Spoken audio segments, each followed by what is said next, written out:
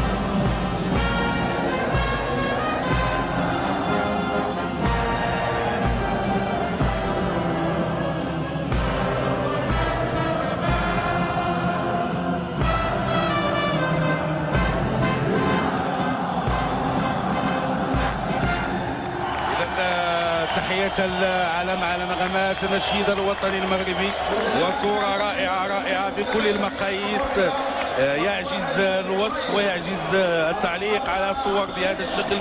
صور حماسية، صور جميلة، صور تعكس حب الوطن وتعكس حب الفريق الوطني، وحب الفريق الوطني جزء لا يتجزأ من حب الوطن. وتلاحظون صور ممتازة هنا يحملها الجمهور، وهذا التيكو الخاص الذي يصنع الجمهور، يصنع الفرجة ويصنع الفرحة هنا بهذا المركب الجميل، وتشجيعات كبيرة للجمهور بحيث ألوان الوطنية والأعلام الوطنية في يد كل واحد، كل فرد من هذا الجمهور الكبير هنا في هذه المقابلة الكبيرة. صحيح أنها مقابلة في كرة القدم تبقى نتيجتها تدخل في إطار فقط المعادلة الرياضية، الفوز والتعادل والهزيمة، ولكنها مقابلة جعل منها الجمهور فرجة واحتفالية كبيرة في صور زاهية كما تشاهدون. وأمامكم الآن تشكيلة المنتخب الوطني اللي كما قلت اعتمد فيها المدرب على عناصر متمرسة بطبيعة الحال. هناك غيابات بسبب الإصابة، خصوصا الإصابة ديال مايكل بصير، هناك المهدي كارسين اللي كان صاب في إطار منافسات البطولة البلجيكية، بعد ذلك الإصابة ديال محمد بربح ويوسف وبوصوفا اللي دوره صاب، ولكن بإمكانه أنه يلعب هذه المقابلة. لعب الآن كاحتياطي، وفضل المدرب يخليه كلاعب احتياطي. إذا صور كما قلت غنية عن كل تعليق. شكرا للجمهور المغربي الذي صنع الفرجة وصنع الاحتفالية في هذه المقابلة. ومرة أخرى أمامكم تشكيلة المنتخب الجزائري اللي اعتمد عليها المدرب عبد الحق بن الشيخة، اللي غادي يحاول كما صرح لوسائل الإعلام أنه يلعب مقابلة يبحث فيها على نتيجة إيجابية، وربما يكون هناك التفكير في نتيجة إيجابية من منطلق الوضعية ديال المجموعة الرابعة، بحيث أنه كل فريق تعادل وكذلك هزم وخسر المقابلة ديالو. واحده، وبالتالي 4 ديال النقاط بالنسبه للمنتخب المغربي وكذلك المنتخب الجزائري. اذا هناك صراع اولا على الزعامه ديال المجموعه في انتظار المقابله ديال تنزانيا وافريقيا الوسطى، وهناك كذلك البحث على نتيجه في هذا الديربي المغاربي بين المنتخب الوطني المغربي اللي سبق له انهزم بعنابه بهدف 1-0.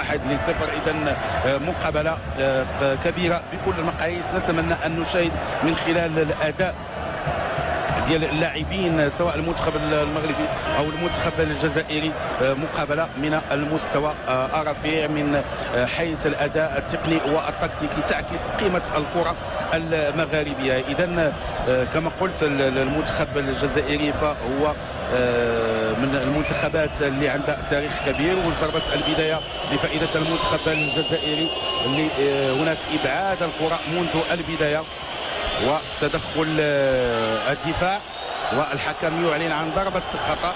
الحكم الإيفواري 41 سنة ديزيري دوي يعلن عن أول خطأ في المقابلة. ضربة خطأ اللي كانت في حق فؤاد قدير، ضربة خطأ قريبة شيئا ما من مرمى الحارس نادير المياغري اللي كتشاهدوا الآن على الصورة، حارس فريق الوداد. الحائط يتشكل من 3 ديال اللاعبين. إذا ضربة خطأ منذ البداية. لك اللاعب يبدأ حسن وكذلك كريم الزياني من العناصر المجربة في صفوف المنتخب الجزائري من سيقوم بتنفيذ ضربة الخطأ. كرة دائرية وتدخل دفاع المنتخب الوطني، تدخل مهدي بن عطية. هناك تماس بطبيعة الحال غنعطيو معلومات على جوج اللاعبين اللي تيشاركوا في هذه المقابلة سواء بالنسبة للمنتخب الوطني أو بالنسبة للمنتخب الجزائري. الآن المنتخب الجزائري كيلعب في نصف الملعب الموجود فيه المنتخب الوطني. استرجعوا الكرة لاعبين المنتخب الوطني. هناك تمريرة بعيدة وكرة عند الحارس رايسان بولحي من الحراس اللي كانوا ضمن كأس العالم الأخيرة اللي اعتمد عليهم المدرب السابق للمنتخب الجزائري ربح سعدان. وهناك تماس بدر القادوري، مروان الشماخ رجع شيئا ما باش ياخذ الكره. تمريره جميله في اتجاه الشماخ برغم انها عاليه شيئا ما. هذه محاوله جميله لفائده المنتخب الوطني. بدر القادوري تخلي الكره عند اللاعب اسامه السعيدي وهناك ضربه مرمى. تدخل مصطفى المهدي لاعب فريق نيم الفرنسي. المنتخب الجزائري كان تعادل مع تنزانيا الجزائر ب1-1 وانهزم امام جمهوريه افريقيا الوسطى ب2-0 وفاز على المغرب ب1-0 وبالتالي الرصيد ديالو هو 4 ديال النقاط. المنتخب الوطني كان تعادل مع افريقيا الوسطى 0 لمثلي، فاز على تنزانيا ونهزم مع الجزائر. تلاحظوا بانه 4 ديال النقاط بالنسبه لكل منتخب. تدخل بدر القادوري، بدايه متكافئه شيئا ما. اللاعبين الجزائريين تلاحظوا بانهم مدافعين شيئا ما. هذه فرصه لفائده المنتخب الجزائري وكره في متناول نادير المياغري. تمريره من المهدي الحسن لاعب فريق خطافي الاسباني، شاهدناه كذلك في فترات ضمن فريق سانتاندير 27 سنه. والحكم يعلن عن ضربه خطا لفائده المنتخب الوطني. الحسين خرجه، حسين خرجه اللي فاز مع انتر ميلان بكاس ايطاليا خلال هذا الموسم، من اللاعبين اللي عندهم خبره وتجربه كبيره. احد الاعمده ديال المنتخب الوطني في وسط الميدان. حسين خرجه، تمريره عاليه باتجاه تما وكره جانبيه، كره جانبيه جات بعيده شيئا ما. لاحظوا الاعاده.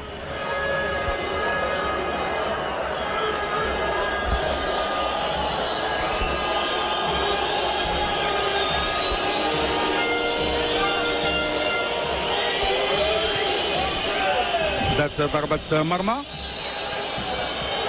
استرجعوا اللاعبين الجزائريين، تلاحظوا بانهم تيلعبوا كرة قصيرة، كرة قصيرة بين اللاعبين ديال المنتخب الجزائري.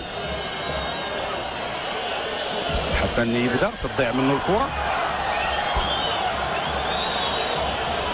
دائما كرة في وسط الميدان. كريم الزياني، تمريرة صعيبة وتدخل المهدي بن عطية. خطأ في التمرير ولكن الحكم يتدخل. صعيبة مثل هذه الكرات تضيع، خصوصا انه اللاعبين الجزائريين كل تعرف بانهم عندهم تقنيات جيدة. خطأ لفائدة المنتخب الوطني. كرة في اتجاه الشماخ. لاعبين ديال المنتخب الوطني تعتمدوا تمريرات عالية. كاين هناك خطأ يقول الحكم. دائما الكرة عند اللاعبين ديال المنتخب الوطني تيحاولوا يلعبوا بسرعة. هذه تمريرة ضربة آسيا، ولكن هناك خطأ. الحكم تيقول بأن هناك خطأ، ولكن كانت فكرة جيدة. كرة في اتجاه الشماخ. هذوما الكرات اللي تيفضل مروان الشماخ. الحكم اعلن على خطأ. تلاحظوا الإعادة، تمريرة جميلة من أسامة السعيدي اتجاه مروان الشماخ. نشيط بشكل جيد أسامة السعيدي، لاعب فريق هيرنفن، 22 سنة ودولي لمرتين ديال المقابلة الثالثة ديالو مع المنتخب الوطني. نادال المغربي كيتقدم شيئا ما لربح بعض الأمتار. هناك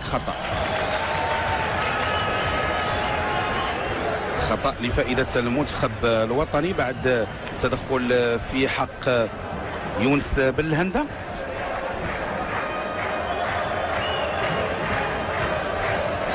مواليد سنة 1990، لاعب مونبولييه. وهناك فريق ويغان الانجليزي اللي يريد التعاقد مع هذا اللاعب. يونس بالهندة. اذا الكرة مشات عند الحارس رايس مبولحي.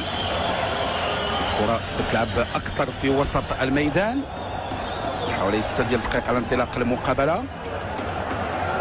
كنقولوا بان هذه فترة ديال جس النبض بين المنتخبين، علما بانه اللاعبين ديال المنتخب الجزائري تلاحظ بانهم ما متراجعينش للوراء. بدر القادوري،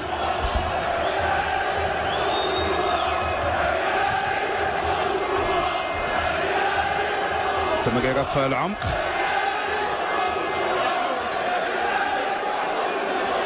استرجعوا الكرة لاعبي المنتخب الجزائري، ولكن هناك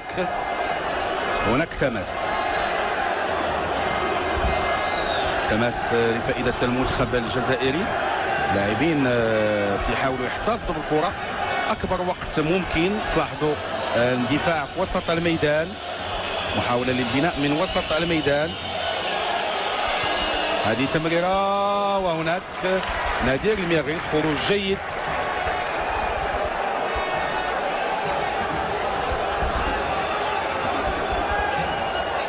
بدر القادوري للوراء. تمريرات بين لاعبي المنتخب الوطني. بن عطية، كاين هناك خطأ يقول الحكم برغم من المطالبة ديال بالهندة بضربة خطأ.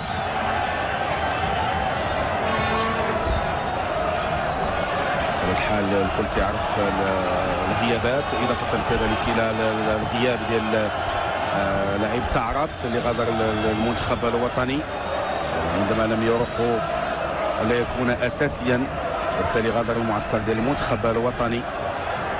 هذه تمريرة في العمق، ولكن مبولحي تجربة كبيرة بالنسبة لهذا الحارس.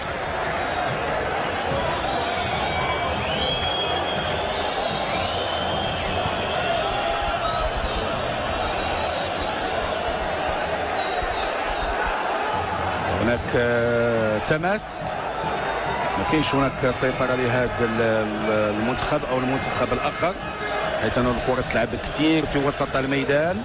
ولكن تلاحظ بان هناك اندفاع. الحكم يعلن عن خطأ، ضربة خطأ لفائدة المنتخب الوطني. في التنفيذ هناك بدر القادوري.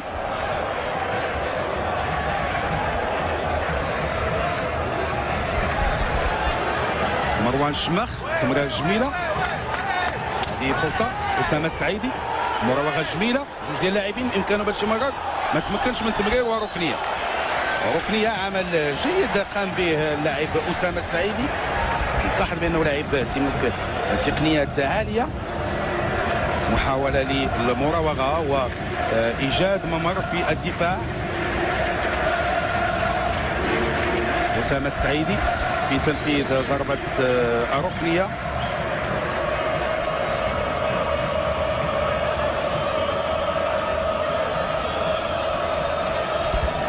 الحكم في حديث مع جمال العليوي وكذلك رافق جبور. هذه تمريرة بعيدة في متناول اللاعبين الجزائريين اللي استرجعوا الكرة. غادي يحاولوا يلعبوا بسرعة، كيصبح هجوم مضاد. فرصة لفائدة المنتخب الوطني. أسامة السعيدي بإمكانه باش يمرر، وركنية. ركنية لفائدة المنتخب الوطني. وتعرف القيمة ديال هذه المقابلات. تقريبا أول مقابلة رسمية بين فريقين كانت سنة 1970. تاريخ حافل المقابلات. هذه تمريرة في اتجاه مروان الشماخ. ممكن الكرات العالية تكون حل بالنسبة لمروان الشماخ، ولكن الحارس البورحي اللي عنده خبرة وتجربة كبيرة اللي خدا المكانة الرسمية ديالو بعد الأخطاء اللي كان ارتكبها الشوشي، الحارس اللي كان أساسي خصوصا بعض المقابلات في المونديال الأخير. عملية ديال المنتخب الجزائري كتمر الكرة. هناك محاولة صعيبة من الجهة اليسرى. دائما هناك خطورة وركنية. تمريرة صعيبة ديال حسن يبدا.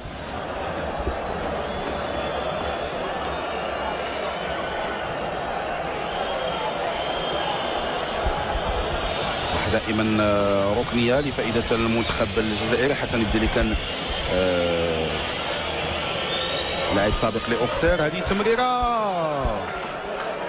خطيره، هذه الفرصه. حسن يبدا اللي كان سجل في المقابله ديال الذهاب ضربه جزاء.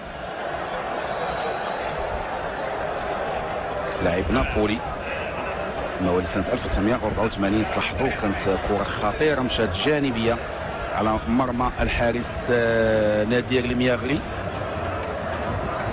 لحد الان مستوى متوسط بالنسبه للمقابله. كنقول بانه منتظر مع هذه البدايه.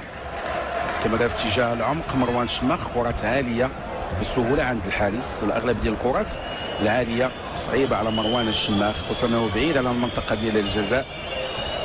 دائما صفر لمثله.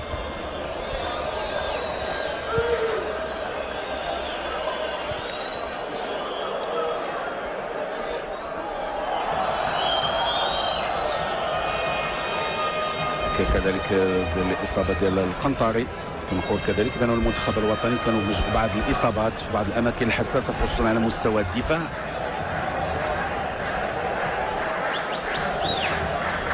لاحظوا ما كاينش هناك تسرع.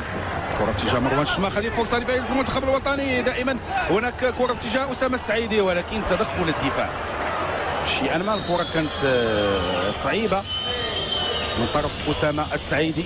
لاحظ بانه المنتخب الوطني كيعتمد على الجهه اليسرى اللي موجود فيها اللاعب اسامه السعيدي.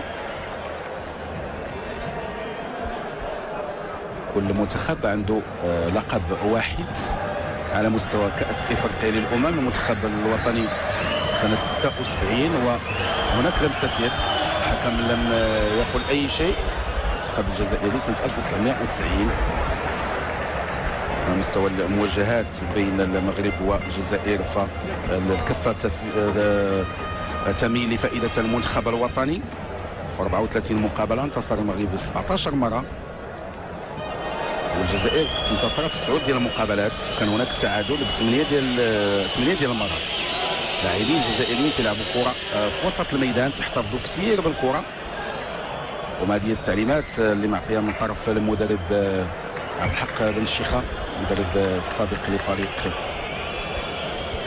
النادي الافريقي التونسي، كان فاز معها بالبطوله سنه 2008. بعد ذلك بعد اقاله ربح سعدان انتقل لتدريب المنتخب الجزائري. هناك رغبه للعوده بالمنتخب الجزائري للالقاب، نفس الطموح بالنسبه للمنتخب الوطني مع مجيء المدرب إيريك جيرتس. هناك صراع كبير على وسط الميدان، بدر القادوري يضطر لإرجاع الكرة للوراء. الآن الكرات العالية في اتجاه مروان الشماخ. عكس ذلك فاللاعبين الجزائريين يحاولون المرور من الوسط. حسن يبدا، لاحظوا التقنيات الكبيرة اللي عند أغلب لاعبي المنتخب الجزائري من الصعوبة ديال هذه المقابلة. لاعبين مهاريين، المفروض تكون هذه السرعة هذا ما يحاول المنتخب الوطني الاعتماد عليه بالفعل السعيدي، ولكن الحكم تيقول بأنه الكرة خرجت. السعيدي يرى عكس ذلك. أسامة السعيدي 22 سنة، ديال المقابلة الثالثة ديالو مع المنتخب الوطني، وحتى المدرب إيريك جيرتس ما كانش راضي على هذا القرار. 15 دقيقة الآن، نقترب من دقيقة 16، دائما الصفر لمثله في مقابلة يمكن نقولوا بأنها مفتوحة برغم الصراع اللي كاين على وسط الميدان.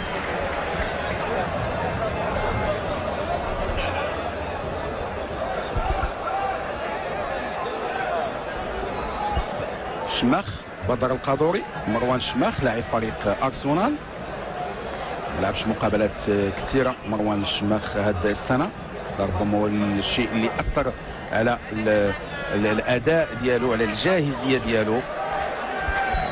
لاعب سابق لفريق بوردو الفرنسي، مواليد سنة 1984. مروان الشماخ في الصراع على الكرة، اضطر باش يرجع الكرة للوراء عند بدر القادوري. المهدي بن عطية، كرة في العمق في اتجاه مروان الشماخ،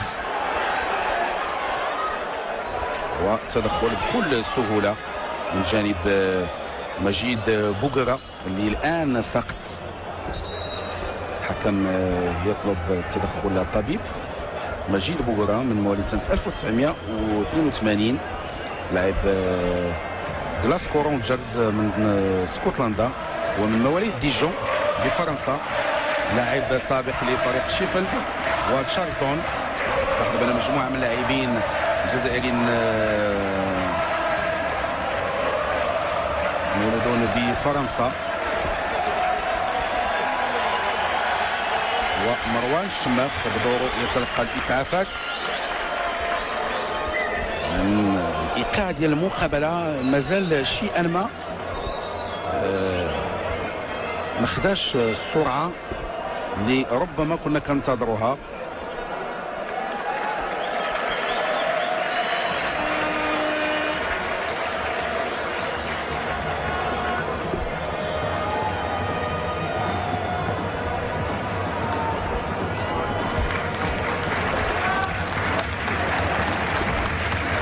الشماخ سيواصل المقابلة.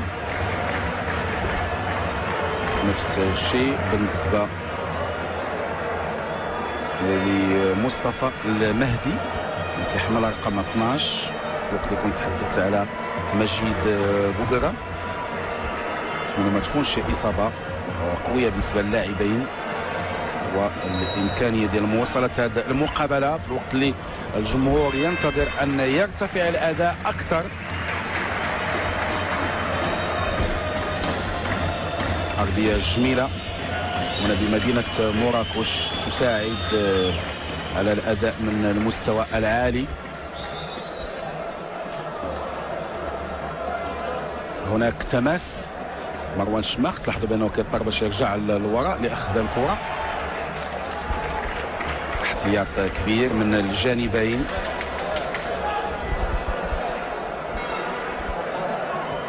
تمريره في العمق. السعيدي اللي غير المكان، مشى اصبح كقلب هجوم الان في الوقت اللي كان كيلعب في الجهه اليسرى.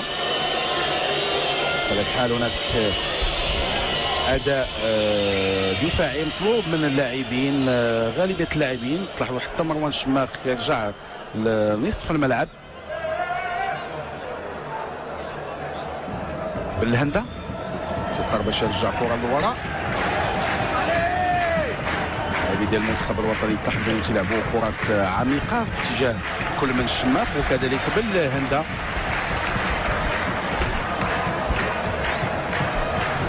تدخلات جيده ديال الدفاع لحد الان.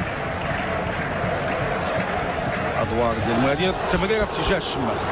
لاحظوا هناك الاعتماد على تمريرات عاليه اتجاه مروان الشماخ.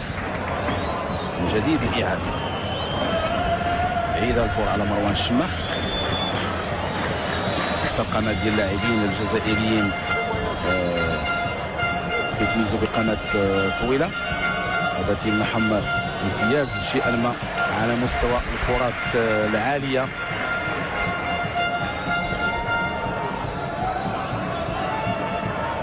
مصطفى المهدي اللي غادي يقوم بالتماس، هو لاعب فريق نيم الفرنسي.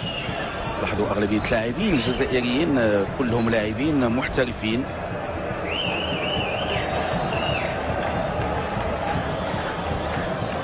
باستثناء خالد لاموشيا تلعب بفريق وفاق سطيف.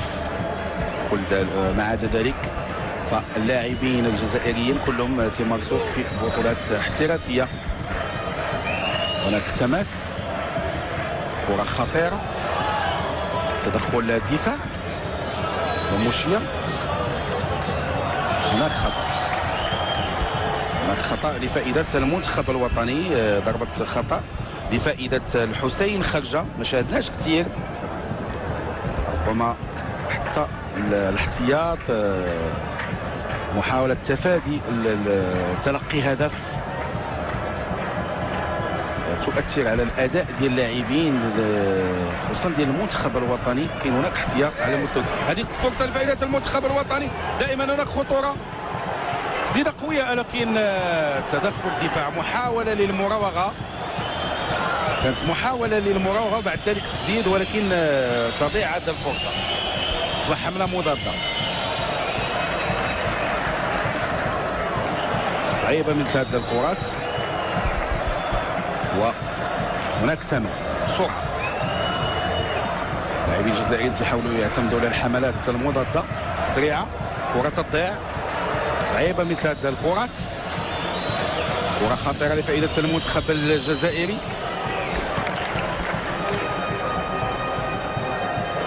هناك استماتة تضيع مثل هذه الكرات. لاحظوا المراوغه جميله، تمريره في العمق، كره صعيبه.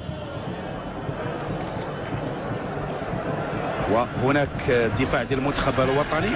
تمريره جميله من السعيدي، وكره ضاع الكثير من الكرات الضائعه. دخول مصطفى المهدي، رئيس بورحي تلعب في البطوله الروسيه. تعود الكره عند مدافعي المنتخب الوطني والوراء من طرف عبد المجيد الكوثري. تمت المنادات عليه من طرف المنتخب الوطني بعد ما سمحت الفيفا لهذا اللاعب الانضمام للمنتخب الوطني. هناك خطأ لفائدة المنتخب الوطني. يوسف حجي، خطأ لفائدة يوسف حجي مواليد سنة 1980. كنت تعرف يوسف حجي. هذه فرصة لفائدة المنتخب الوطني، تمريرة ولكن كرة في متناول المنتخب الجزائري.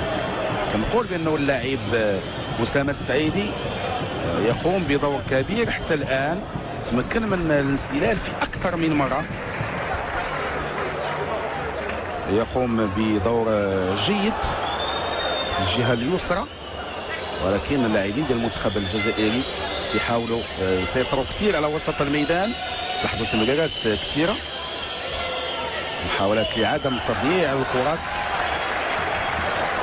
كره جميله ولكن ما كانتش التمريره جيده في الوقت اللي كان التدخل جيد.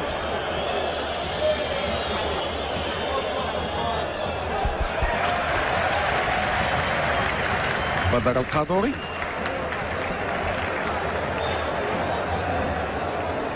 جمال العلوي اللي كيشغل الجهه اليمنى، لاعب الوداد محترف السابق بليون وكذلك سيون. لاحظوا هناك صعوبه في بناء عمل من وسط الميدان. كنقولوا بانه الحل بالنسبه للمنتخب الوطني يمكن يجي عن طريق الاجنحه، لانه وسط الميدان هناك حضور جيد لاعبين الجزائريين وركنيه. هذه ركنيه لفائده المنتخب الوطني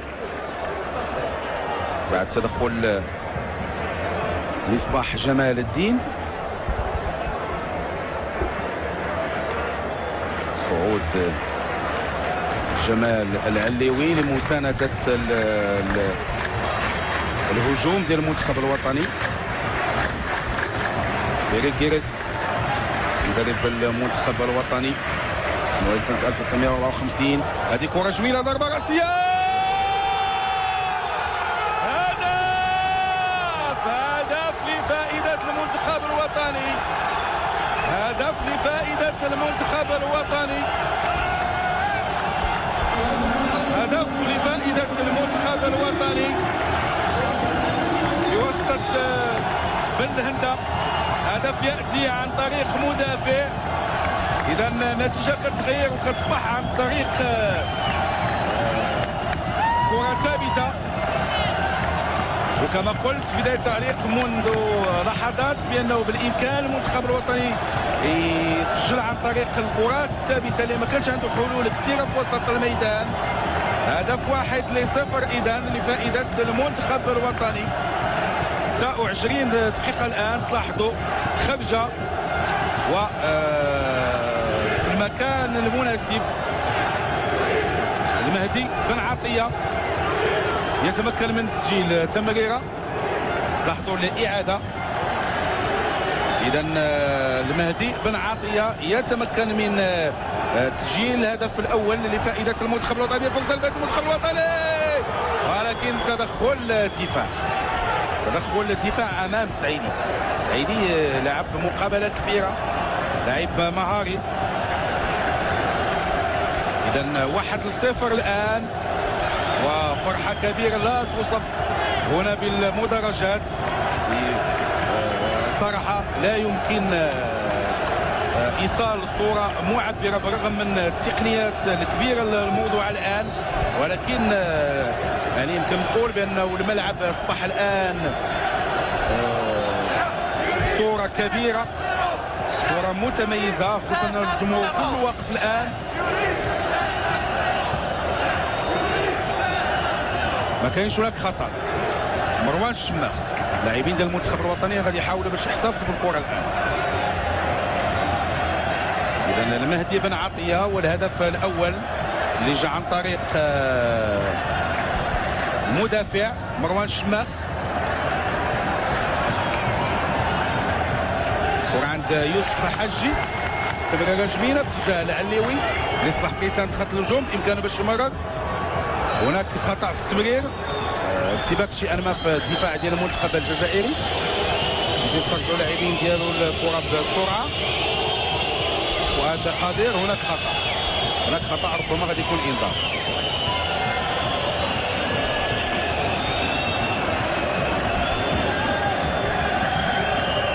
الحكم فضل يوجه انذار شفوي لبدر القادوري. تجربة كبيرة بالنسبة لبدر القادوري الذي يعود خصوصا بعد الإصابة ديال مجموعة من اللاعبين على مستوى الدفاع. مروان الشماخ حاول باش ياخذ الكرة، استرجعوا اللاعبين ديال المنتخب الجزائري. مجيد بوغورا، أصبح حملة لفائدة المنتخب الجزائري. كاينش هناك خطأ. مروان الشماخ بإمكانه باش يمرر، تمريرة جميلة يوسف حجي، مروان الشماخ، ولكن كرة بعيدة من مروان الشماخ. مروان شماخ اللي كما قلت تاثر شيئا ما بالغياب ديال التنافسيه، ولكن هذا لا يمنع بانه تيبذل مجهود كبير. معروف الجديه ديال مروان شماخ سواء مع المنتخب الوطني او ضمن فريق بوردو. تصبح حمله لفائده المنتخب الجزائري. بوغرا تضيع منه الكره. بن عطيه كره في اتجاه السعيدي. لاعب السعيدي اللي تنطلق في اتجاه اغلب الكرات وتضيع الكره من الحسين خرجه. كره صعيبه. بدر القادوري عملا بمبدا السلامه يبعد الكره. دائما الكره عند اللاعبين الجزائريين.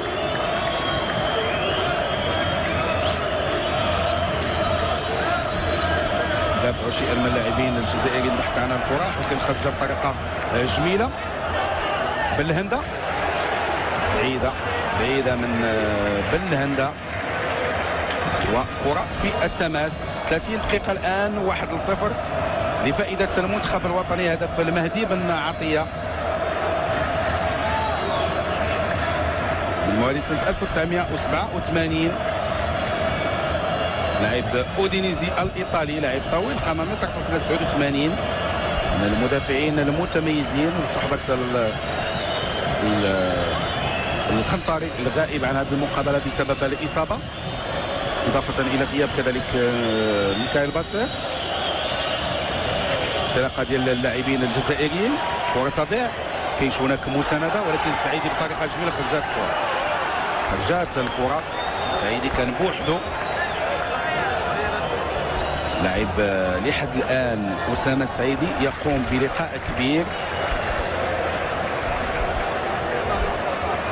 وهناك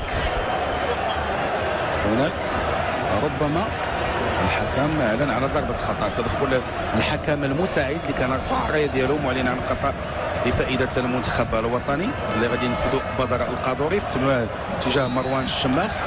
وهناك خطا لفائده مروان الشماخ سنه 1984 اول لفائده يوسف حجي.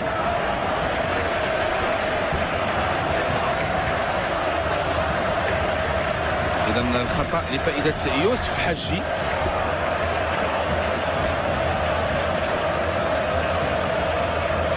ومره اخرى الصعود لمهدي بن عطيه.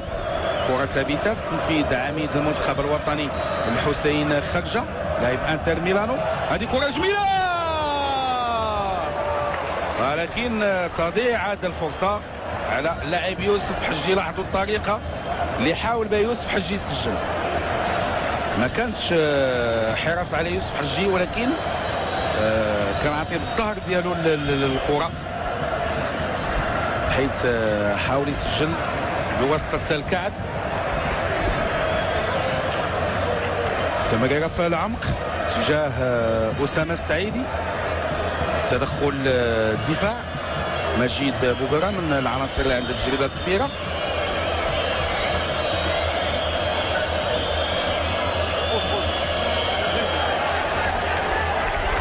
اذا تمريره لفائده المنتخب الوطني اسامه السعيدي.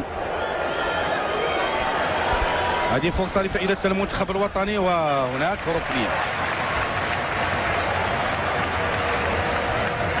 ركنيه لفائده المنتخب الوطني. ممكن انه الكرات الثابته تكون حل كبير بالنسبه للمنتخب الوطني. اسامه السعيدي لاعب فريق هيرنفين 22 سنه وهذه ثالث مقابله دوليه تلعبها هذا اللاعب. تمريره دائريه ضربه راسيه ولكن مره اخرى ربما هناك بالفعل هناك ركنيه اخرى لان الكره لمسات احد اللاعبين الجزائريين بعد تسديده ديال جمال العليوي اللي فضل المدرب السيد إيريك كيرتس يعتمد عليه في هذه المقابله في وقت اللي الكل كان كيتوقع دخول ايوب الخالقي. صوره جميله ديال العلم الوطني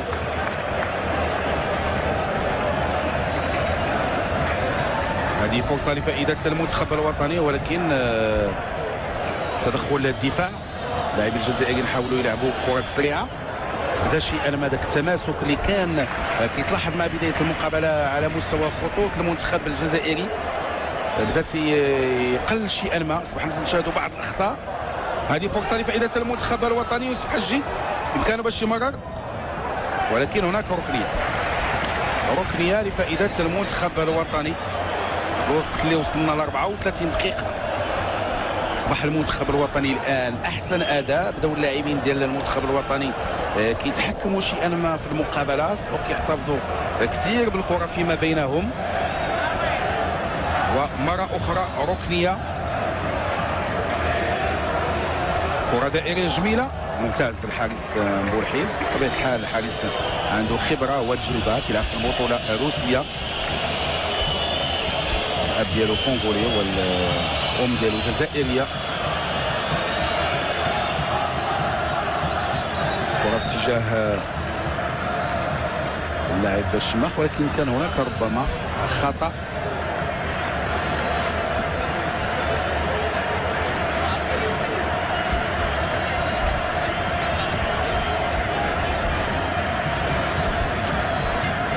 جوزات وسط الميدان،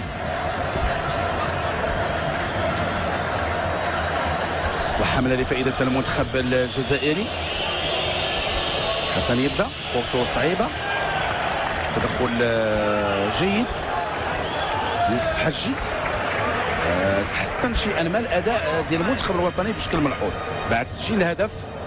نزل الاحتفاظ ديال اللاعبين الجزائريين بالكره، لانهم كانوا كيلعبوا الكره فيما بينهم اكثر من لاعبي المنتخب الوطني. وهناك هذا يقول الحكم، يقول هناك خطا لفائده مصباح جمال الدين لاعب ليتشي.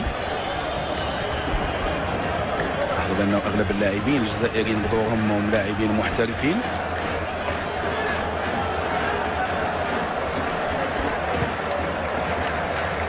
حميد الكوثري،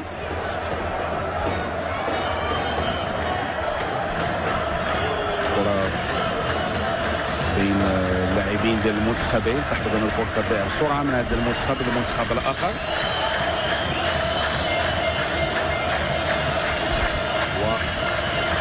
وكرة في الدفاع، محاولة بناء من طرف خالد لموشية، اللاعب الوحيد اللي تيلعب في البطولة الجزائرية بالضبط بفريق وفاق سطيف. اللاعب اللي كان تعرف كثير، خصوصا بعد المشكل اللي كان عنده مع المدرب رابح سعدان والخلاف اللي كان بين رابح سعدان وهذا اللاعب. إذا 37 دقيقة الآن، دائما 1-0. إيريك جيريتس بطبيعة الحال يمكن نقولوا بانه الاداء العام ديال المقابله لا يرقى الى المستوى اللي ربما كان الكل كينتظروا في هذا الشوط، ولكن ضغط النتيجه عندها دور كبير بالنسبه للخطه اللي كيلعب بها لا المدرب جيريتس ولا كذلك بن شيخه. نعرفوا بان نتيجه المقابله مهمه، بالاضافه الى القيمه ديال هذا الديربي المغربي. هذه فرصه لفائده المنتخب الوطني، كره اتجاه مروان الشماخ، هذه فرصه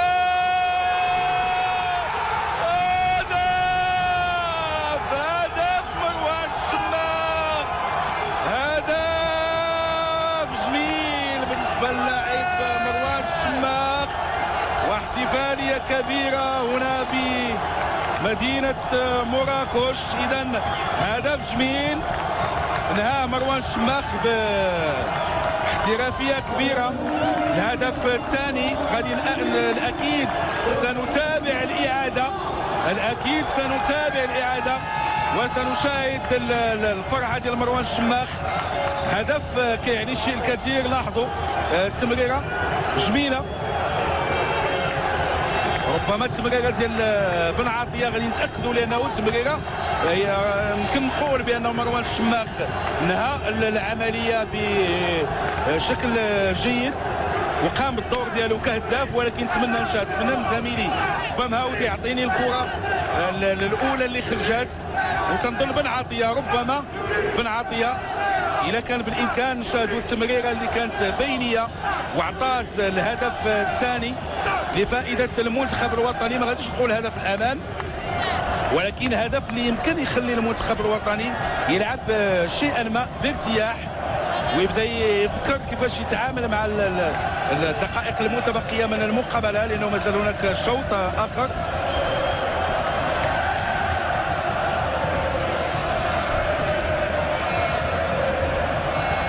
لأن الهدف الثاني لفائده المنتخب الوطني.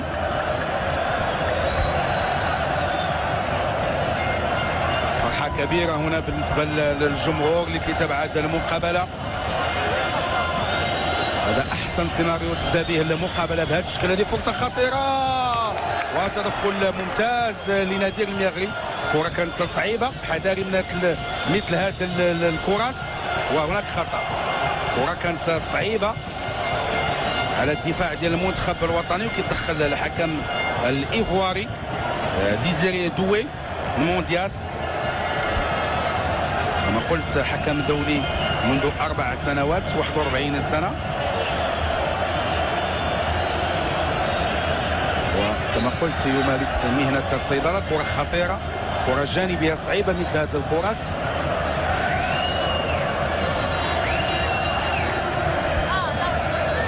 نادير المياغري اللي سقط الان. نادير المياغري حارس الوداد سبق له واحترف بفريق الوحدات الاماراتي. لاحظوا الاعاده، كانت كره خطيره. لاحظوا تسديده وتدخل المياغري ممتاز. نادير المياغري،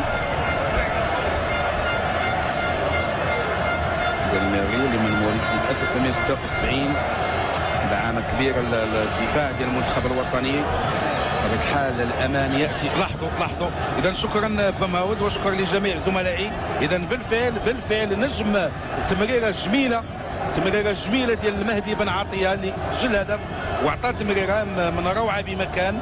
كنقول بأنه التمريرة كانت حاسمة، ولكن التعامل ديال مروان الشماخ مع كرة مع فرصة حسمها بطريقة جميلة. يمكن نقول بأنه الجمالية ديال الهدف أولا تمريرة ديال بن عطية، وكذلك الاستغلال الجيد، التموضع الجيد والانطلاقة، السرعة والتنفيذ واختيار التوقيت لتسديد الكرة نحو الشباك. هذه كلها أشياء أعطتنا الهدف الثاني هنا بمدينة مراكش. هدف المنتخب الوطني في الوقت اللي نادير المياغري كيتلقى الإسعافات أنه يواصل المقابلة بالفعل. وهناك ضربة خطأ خطيرة بدون شك غتكون دائرية. ربما اللاعبين الجزائريين يحاولوا يلعبوا تمريرة في لأن أصلا في المنطقة ديال الجزاء يحاولوا يلعبوا كرة قريبة جدا من الحارس. بالتالي فأي لاعب غادي يحاول يلمس الكرة، ربما غادي يكون هذا اختيار، لأن مثل الكرة تكون صعيبة. أغلب ديال اللاعبين قراب من الحارس نادير المياغري.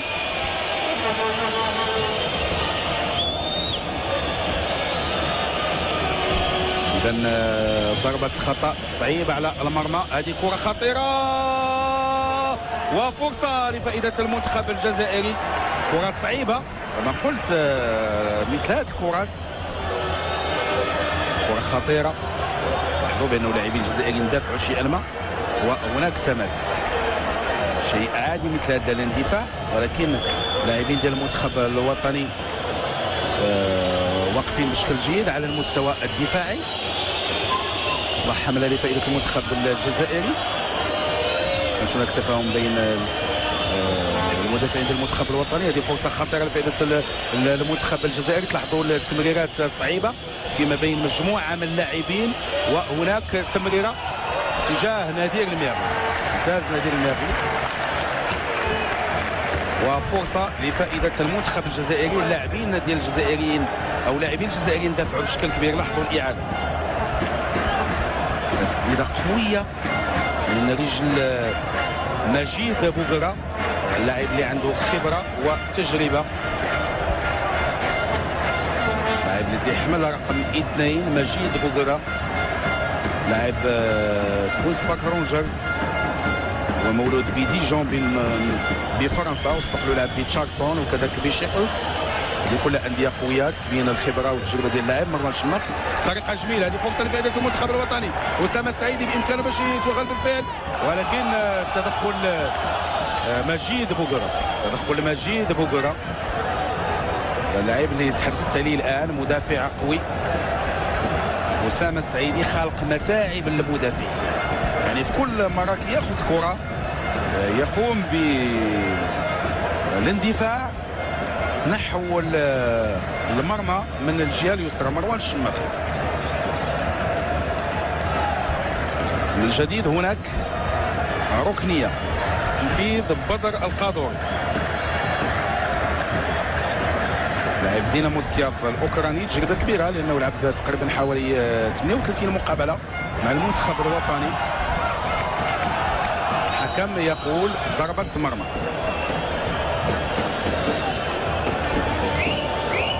اذا رئيس مبولحي تحضر الجمهور كله، يا اما هناك الالوان ديال الالوان الوطنيه، واما العلم الوطني، واما رسوم او اشكال احتفاليه هنا بمدينه مراكش. وهذه صوره جميله، الجمهور المغربي يصنع احتفاليه كبيره. يوسف حج، اسامه السعيد، لاحظوا جوج ديال اللاعبين صبحوا كيتواجدوا مع اسامه السعيد. اصبح حمله لفائده المنتخب الجزائري. هناك خطا بعد تدخل الكوثري، تمت المنادات عليه لتدعم خط دفاع المنتخب الوطني. لاعب عبد الحميد الكوثري، لاعب الجزائري تيدتو الاخطاء قريبه من منطقه الجزاء، لموشيه لتغيير الاتجاه. دقيقتان كوقت بدل ضائع. المهم انه المنتخب الوطني ينهي هذا الشوط بهذا النتيجه، وستكون فرصه لمدرب جيريتس للحديث مع اللاعبين. بطبيعه الحال فرصه كذلك بالنسبه لعبد الحق بن شيخه بدوره اللي ربما غادي يحاول يغير النهج التكتيكي ديالو خلال الشوط الثاني، ولكن دائما الكره او دائما الحكم ما اعلنش على نهايه الشوط الاول. هذه فرصه لفائده اسامه السعيدي، وفي هذا الاثناء الحكم يعلن عن نهايه الشوط الاول من هذه المقابله بسيناريو جيد بالنسبه للمنتخب الوطني.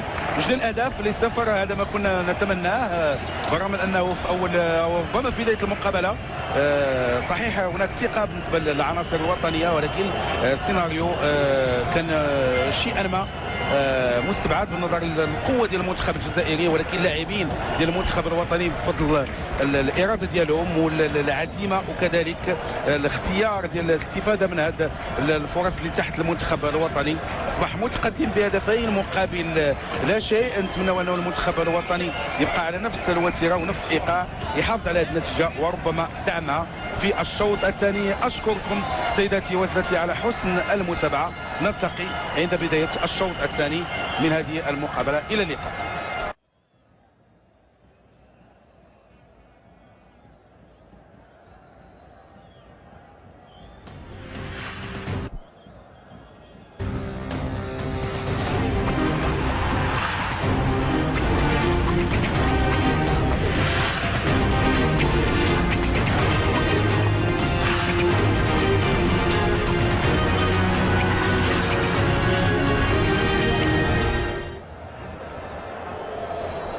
إذن عودة سيداتي وسادتي هنا للمركب مدينة مراكش لمتابعة الشوط الثاني من مقابلة المنتخب الوطني والمنتخب الجزائري، مقابلة برسم المجموعة الرابعة من إقصائيات المؤهلة لكأس إفريقيا للأمم لسنة 2012. المقابله اللي كما قلت برسم المجموعه الرابعه، 4 ديال المنتخبات بالاضافه للمغرب والجزائر، هناك تنزانيا و افريقيا الوسطى. كل منتخب رصيده 4 ديال النقاط بدون احتساب المقابله ديال المغرب والجزائر، وكذلك المقابله ديال تنزانيا وافريقيا الوسطى. وربما كتلاحظوا بان هناك تغيير في صفوف المنتخب الجزائري. اذا بالفعل هناك تغيير، دخول كريم مطمور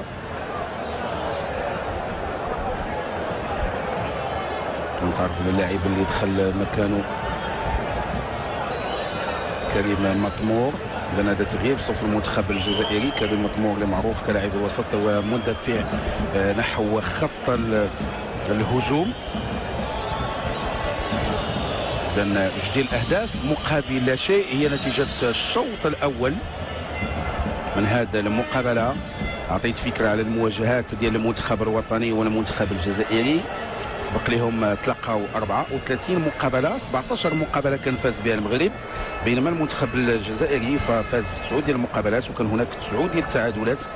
المغرب تمكن من تسجيل 41 هدف في شباك النخبه الجزائريه، في الوقت اللي المنتخب الجزائري سجل 31 هدف في شباك المنتخب الوطني. اذا على مستوى الكرونولوجيا، على مستوى التاريخ، فالكفه تميل لفائده المنتخب الوطني في المواجهات امام المنتخب الجزائري. اكيد ربما الصوره ديال المقابله ستتغير خلال هذا الشوط. ربما سنشاهد اندفاع اكثر ديال اللاعبين الجزائريين، نتمنى انه يستافدوا منه اللاعبين ديال المنتخب الوطني. كريم مطمور اللاعب اللي دخل خلال الشوط الثاني، مع بدايه الشوط الثاني، مع البدايه المدرب بن شيخه قام بتغيير. هذه فرصه لفائده المنتخب الوطني ونسبه لهندا، انطلاقه لمروان الشماخ. هذه فرصه دائما مروان الشماخ تيستان، ولكن مبولحي يتدخل. الحارس مبولحي اللي تنظن ما كانش عنده مسؤوليه في الهدفين. تلاحظوا مع البدايه فرصه لفائده المنتخب الوطني بواسطه مروان الشماخ، لاعب فريق لارسونال، لعب مده طويله بفريق بوردو، اول مقابله دوليه لعبها مع المغرب سنه 2003، وكان ضمن المنتخب الوطني اللي لعب النهايه ديال كاس افريقيا للامم سنه 2004 امام المنتخب التونسي. كان اداء جيد وكان سجل الهدف الحاسم امام المنتخب الجزائري، الهدف اللي اهل المنتخب الوطني للعب المقابله النهائيه. هذا إيريك جيريتس، مقابله عندها اهميه كبيره بالنسبه للمدرب إيريك جيريتس من مواليد سنه 1954. هذه فرصه لفائده المنتخب الوطني. تلاحظوا بان هناك خلل في الدفاع ديال المنتخب الجزائري، والكره كان في اتجاه يوسف حجي. مع البدايه هناك شيئا ما، وبن شيخه تلاحظوا من خلال الحركه ديالو لانه غير راضي على التدخل ديال المدافعين، خصوصا مصباح جمال الدين مصباح لاعب فريق ليتشي. نفذ ركنيه، تدخل مبولحي، انطلاقه ديال اللاعبين الجزائريين من الجهه اليمنى، تمريره في العمق، تدخل جيد للاعب عبد الحميد الكوثري. قيم مقابله جيده برغم من الامال الاولى له مع النخبه الوطنيه.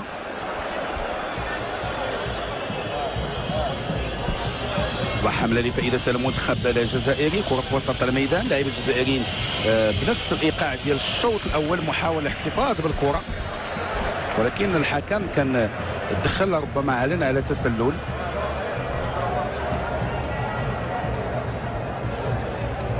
هناك تسلل ديال رقم 13، لاعب اللي دخل خلال هذا الشوط كريم مطمور، بين العناصر اللي كانت عندها رسميه في صفوف المنتخب الجزائري. كريم مطمور لاعب فريق بروسيا مونشنغلادباخ، ودوره مولود بفرنسا، بالضبط بمدينه ستراسبورغ. بالهندا وهناك ركنيه. لاعبين ديال المنتخب الوطني اللاعبين الاحتياطيين لاحظتوا في مقدمتهم بوصوفه. تدخل مصباح جمال الدين، وهناك ركنيه لفائده المنتخب الوطني.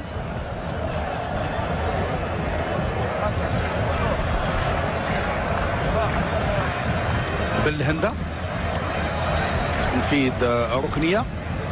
هذه تمريره وتدخل الدفاع. هناك قناه طويله،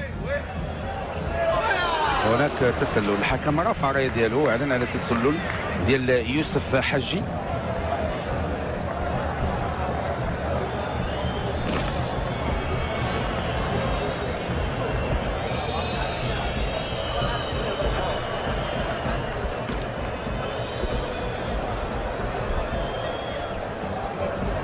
تمريره في العمق اتجاه أسامة السعيدي.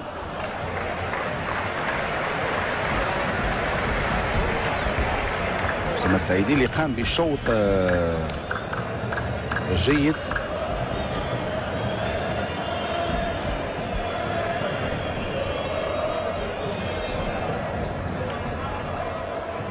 استرجعوا الكره لاعبين المنتخب الوطني. تلاحظوا بان هناك مع البدايه الدفاع ديال المنتخب الوطني مع بدايه الشوط الثاني. اسامه السعيد اكيد غادي يحاول باش تيراوا وكره جانبيه. هذه الفرصه الثالثه. ممتاز لاعب اسامه السعيدي، يمكن نقول بانه من احسن العناصر ديال المنتخب الوطني. لاحظوا المراوغه، طريقه جميله باش حصر الكره. لاحظوا الان، لاحظوا التقنيه العاليه والمراوغه بشكل جيد.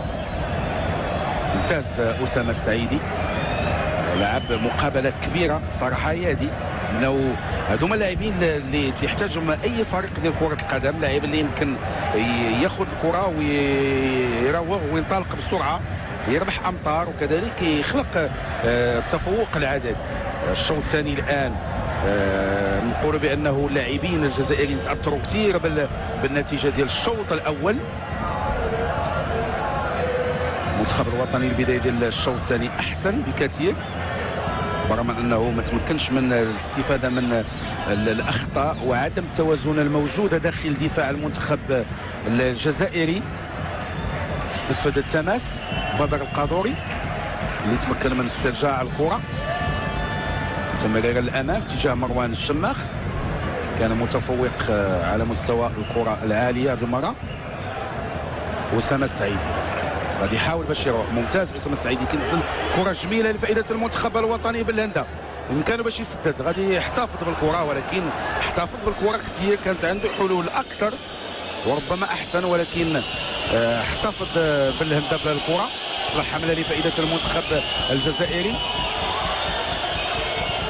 ويتم ابعاد الكره من طرف عبد الحميد الكوثري.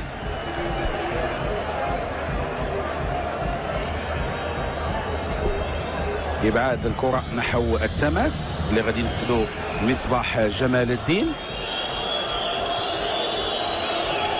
دائما الكره عند لاعبي الجزائريين. كريم الزياني، لا لا لا يا مروان، لحسن الحظ الكره خرجات التماس. صعيبه مثل هذه الكرات لان يمكن تصبح حمله مضاده وتتصعب الكره اللي يمكن يسترجعها الفريق، خاصه في منطقه الجزاء، على عين الكره تخرج خارج خط المرمى.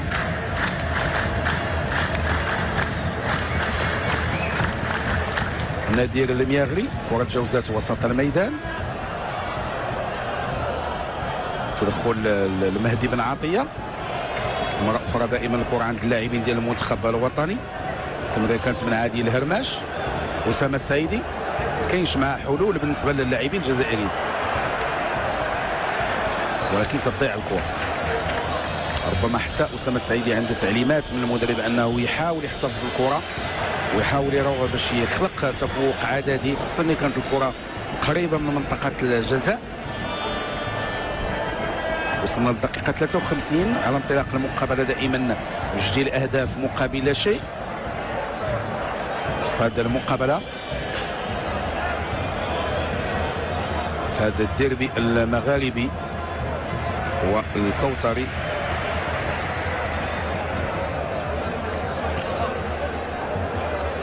وطريق الكرة تمشي للتماس. مجموعه من العناصر الوطنيه كتقوم بحركات تسخينيه، ربما يكون هناك تغييرات، هناك خطا.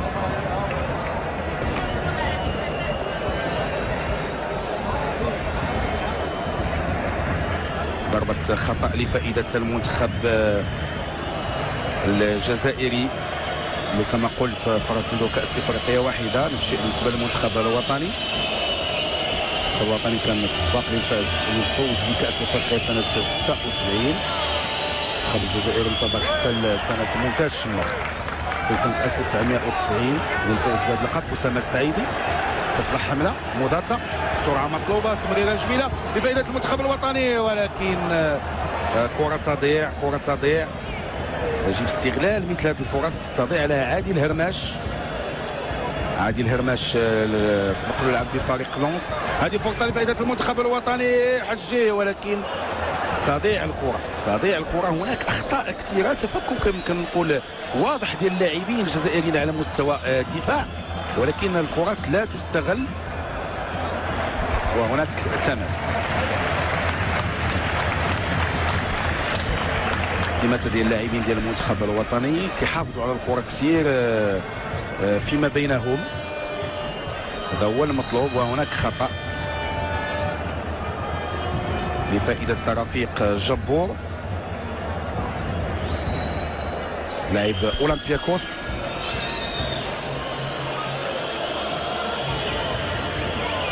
دائما كرة عند اللاعبين الجزائريين، تلاحظوا بدورهم تيحتفظوا بالكرة. انطلاقة خطيرة، هذه فرصة لفائدة المنتخب الجزائري جبور، ولكن تضيع منه الكرة. بدر القادوري ممتاز اللاعب أسامة السعيدي، ولكن ترجع كرة عند اللاعبين الجزائريين اللي بدورهم بداو تيخرجوا من الضغط اللي كان مفروض عليهم من طرف لاعبين المنتخب الوطني. ارتكبوا اخطاء كثيره، اخطاء كثيره لاعبين الجزائريين مع بدايه الشوط الثاني، خصوصا في منطقه الجزاء.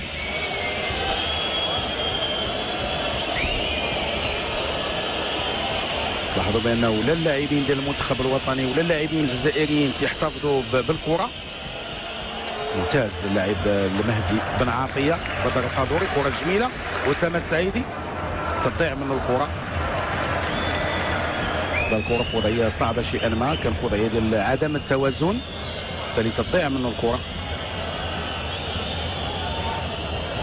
اللاعبين الجزائريين محاوله للبناء، ولكن هناك صعوبه ملي كتنتقل الكره للنصف ديال الملعب واللي فيه لاعبين ديال المنتخب المغربي. جمال العلوي ربما تلقى انذار.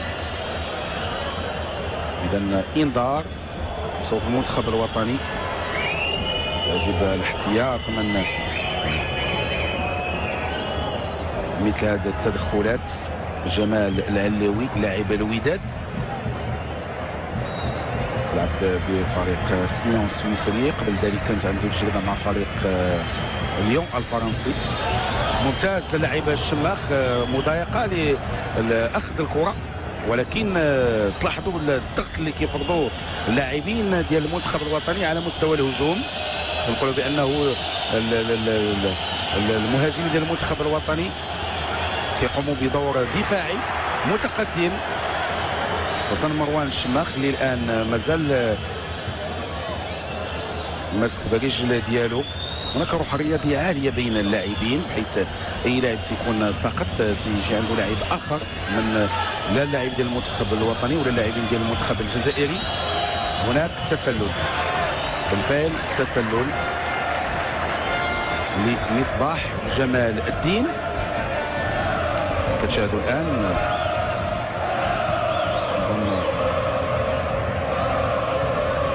هناك احتجاج الحكم بان ما كاينش هناك تسلل.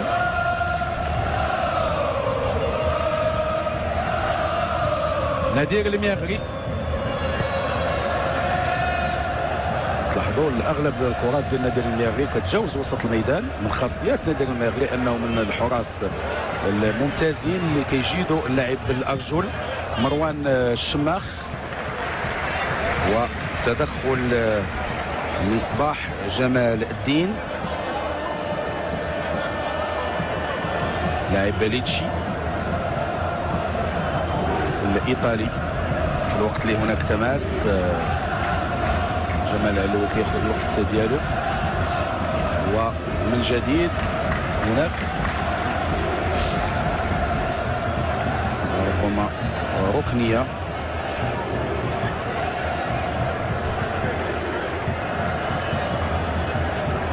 إذا ركنية لفائدة المنتخب الوطني.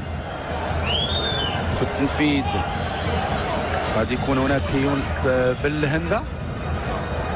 كرة ما كانتش عالية بالشكل اللي يمكن تخلق خطورة، وهناك خطأ. رفيق جبور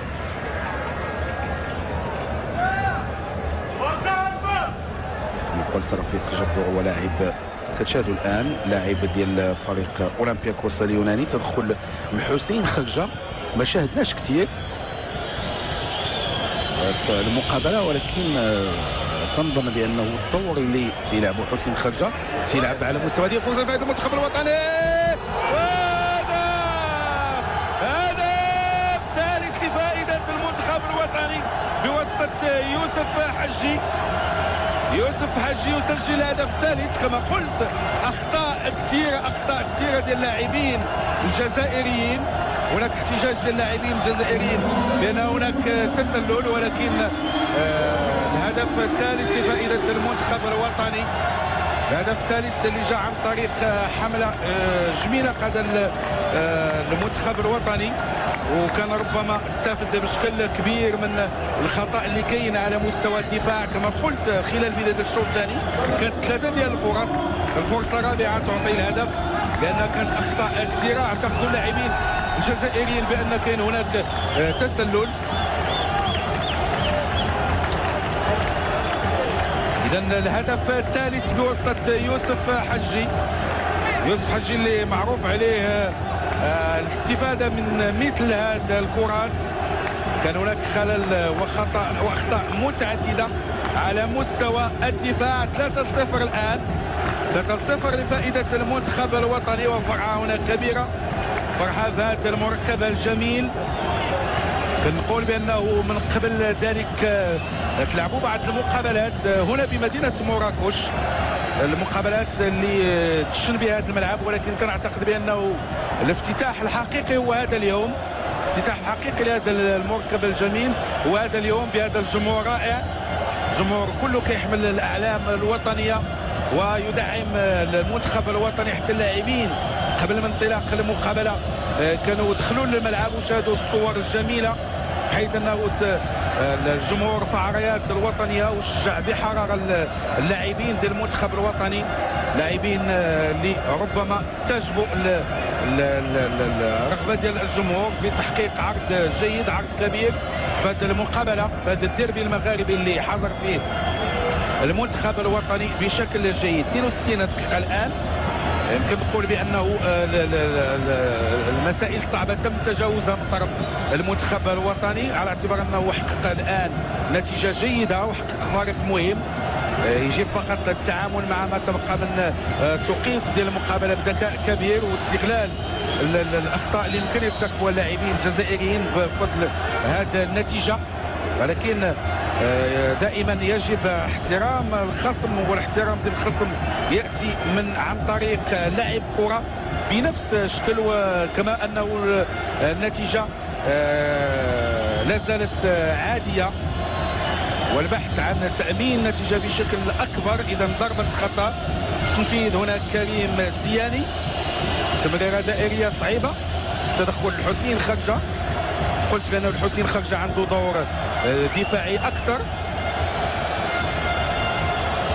اللاعبين ديال المنتخب الوطني يلعبوا بشكل عادي.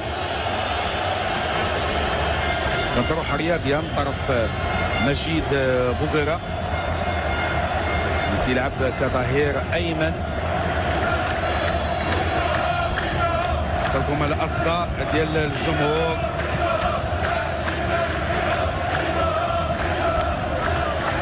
إذا تفاعل مع نتيجة هذه المقابلة من طرف الجمهور، من طرف الصحافة. تشاهدوا هذه الصور الجميلة.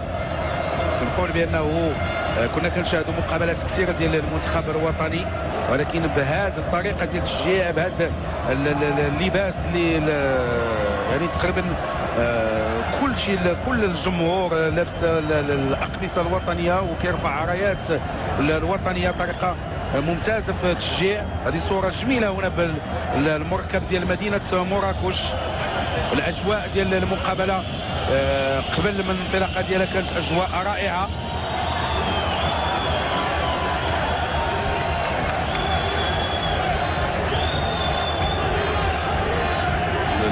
الجانب ديال الجمهور الجزائري تيرمي بقنينات الفارغه بعض الاشياء اللي عندهم في الايادي ديالهم، لانهم موجودين فوق او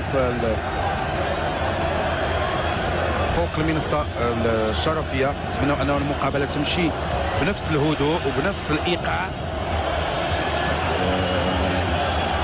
نتمنى لان المقابله تبقى في الاطار ديالها، لأنه ما يقوم بجانب من الجمهور الموجود الآن. ربما غادي تشاهدوا الصور، رغم أنه كان هناك ترحيب، كان هناك استقبال حار للجمهور الجزائري.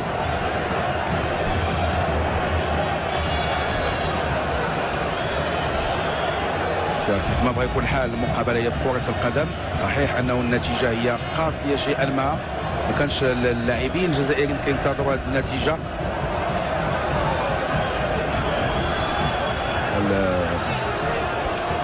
يمكن نتمنى من معود يعطينا الصور، ديال الجانب اللي كاين الان، لانه اصبح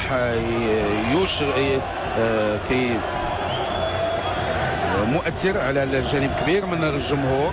واكيد بانه هذه صور، لانه انا موجود الان في المنصه ديال التعليق، الجانب اللي موجود فيه الجمهور الجزائري، لانه على المستوى الامني تم جعل الجمهور الجزائري في منطقه واحده، مجموعين المشجعين الجزائريين هما اللي الجانب ديالهم هو اللي تسقط منه القنينات الفارغه وبعض الشهب الناريه. نتمنى أن المقابله تبقى في اطارها العادي، في اطارها الرياضي، انه ما تاثرش النتيجه الان على السلوك اللي يمكن يصدر على الجمهور. تشاهد بانه الجانب حتى المقابله نزل الايقاع ديالها شيئا ما.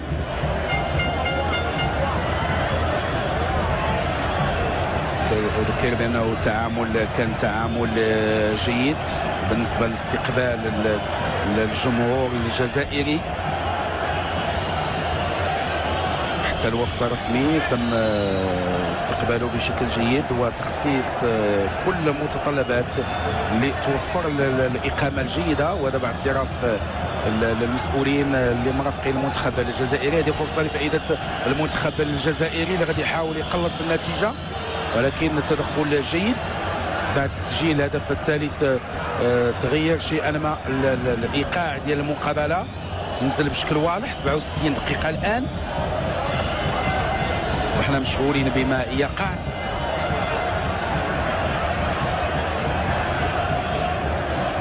على اي ان الكره عند لاعبين المنتخب الوطني، نتمنى انه يبقاو لاعبين نفس الايقاع. يوسف حجي اصبح حمله لفائده المنتخب الجزائري، ولكن تدخل جيد ديال حسين خرجه استرجع كرات كثيره. هذه فرصه لفائده المنتخب الوطني، هذه فرصه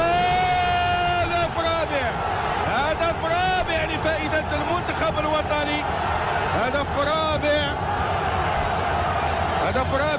اعتذر الجمهور لانه الهدف كان مفاجئ، لانه وصلني يعني كميه كبيره من الماء بجانبي الزميل اسدون وكذلك الزميل طلال على القناه الثانيه، ولكن في الوقت اللي كنا مشغولين تسجل هدف رابع. اذا غادي نشاهدوا الهدف الرابع لفائده المنتخب الوطني. وقلت يعني اللاعبين الجزائريين انهاروا بشكل كبير. اسامه السعيدي مراوغه جميله وهدف جميل، هدف جميل ديال اسامه السعيدي اللي كيختم التألق ديالو. لاحظوا المراوغة، لاحظوا التقنيات العالية والهدف بين الأرجل ديال مبولحي. 4-0 الآن لفائدة المنتخب الوطني. إذن 4-0 لفائدة المنتخب الوطني. مقابلة أصبحنا منشغلين فيها في الجهة اليسرى ببعض السلوكات.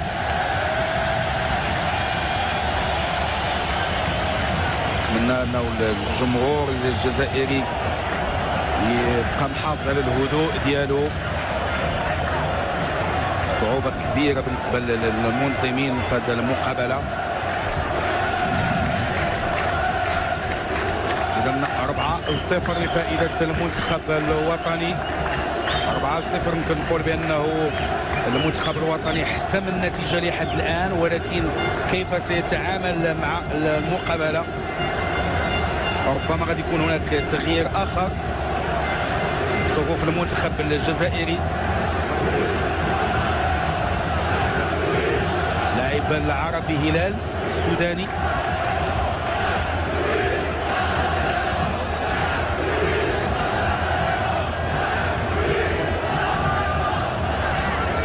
إذا الكرة عند اللاعبين الجزائريين في انتظار القيام بتغيير آخر. 4-0 الآن، نتيجة كبيرة لفائدة المنتخب الوطني هنا بمدينة مراكش. صحيح أنه الكل كان كيراهن على أداء جيد، على نتيجة إيجابية، ولكن 4-0 نتيجة كبيرة كنقول بأنه غتكون مؤثرة حتى على المستقبل ديال المدرب عبد الحق بن الشيخة. إذا تغيير، دخول السوداني العربي هلال وخروج تغيير على مستوى خط الهجوم، خروج رفيق جبور. أصبح حملة لفائدة المنتخب الجزائري. لاعبين ديال المنتخب الوطني متعاملين باحتراف كبير، ما كاينش هناك تسلل. هذه فرصة لفائدة المنتخب الوطني. أسامة سعيد، انطلاقة جيدة، مراوغة جميلة وكرة لفائدة المنتخب الوطني. دائما مروان الشماخ. لاعبين ديال المنتخب الجزائري يمكن نقول بانهم تاثروا بشكل كبير بالنتيجه لحد الان المسجله. لاعبين ديال المنتخب الوطني كيتعاملوا باحترافيه كبيره مع المقابله. واحد الجماهير اللي الان داخل الملعب، نتمنى بانه ما نشاهدوش مثل هذه الاشياء، ستفسد المقابله. هذه الاشياء ستفسد المقابله. يعني ما عرفش شنو يمكن يتقال في مثل هذه الحالات. يعني صراحه تلاحظوا الاعاده، كاين هناك كما قلت بعض التصرفات اللي هي صعيبه مثل رمي القنينات وكذلك بعض القارورات، ولكن دخول ديال بعض القاصرين كما شاهدنا الان يمكن يعني ياثر على النتيجه ديال المقابله. ما غاديش نقول على مستوى النتيجه ولكن على الصوره ديال المقابله. الجمهور المغربي الان مطالب بانه يحتفل.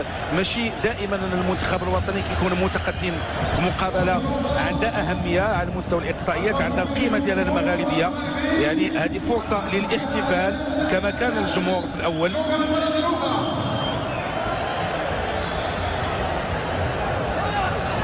إذا الكرة دائما عند اللاعبين الجزائريين، في الوقت اللي المنتخب الوطني كان بإمكانه يضيف هدف خامس. تدخل جيد لجمال العليوي. كنقول بأنه المدرب كانت عنده رؤية جيدة باعتماده على جمال العليوي، لاعب الخبرة، لاعب التجربة. ربما غادي يكون هناك تغيير في صفوف المنتخب الوطني. دخول محمد الشيحاني لاعب المغرب الفاسي، انتقل العربي القطري هذا في الموسم القادم. نفذت ضربة خطأ اذا التغيير ربما المدرب غادي يدخل لاعب وسط ميدان. تنعرفوا شيحاني تيلعب كلاعب وسط، وتسديده ولكن بعيده. 73 دقيقه الان. اذا محمد الشيحاني سيعوض من ربما غادي يعوض احد اللاعبين ديال الوسط. تنظن بانه ولا غادي يخرج مهاجم باش المدرب الوطني يحافظ على هذه النتيجه. ما عرفتش شكون اللي غادي يخرج في هذه المقابله، اكيد لن يكون السعيدي، ربما مروان الشمخ، ولكن ما عرفتش شكون اللاعب اللي غادي يخرج.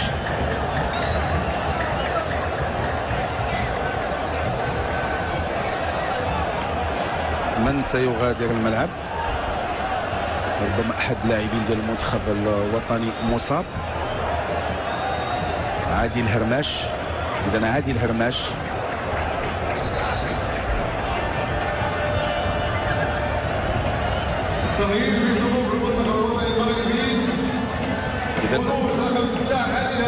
اذا التغيير اضطراري ما دام انه عادل الهرماش مصاب.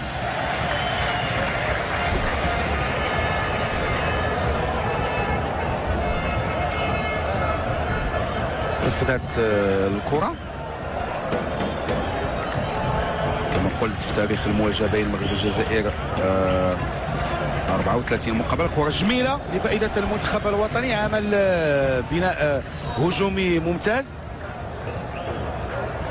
أسامة السعيدي أو يوسف حجي بالهندة. جمال العلوي، كرة جميلة ولكن مشات بعيد من جمال العلوي. قام بلقاء كبير صراحة جمال العلوي، لقاء ممتاز. وتلاحظوا إيريك جيرتس فضلوا على حساب بعض التوقعات كان من المنتظر باش تكون مشاركة ديال أيوب الخالقي لاعب الوداد، لاعب انتقل لي من فريق الفتح، ولكن المدرب فضل ربما الخبرة والتجربة. ودائما أسامة السعيدي، كرة جميلة ولكن كرة تضيع. خرج حاول باش يمرر الكرة ولكن ما كانش هناك خطأ بالهندة. وكرة دائما لفائدة المنتخب الوطني.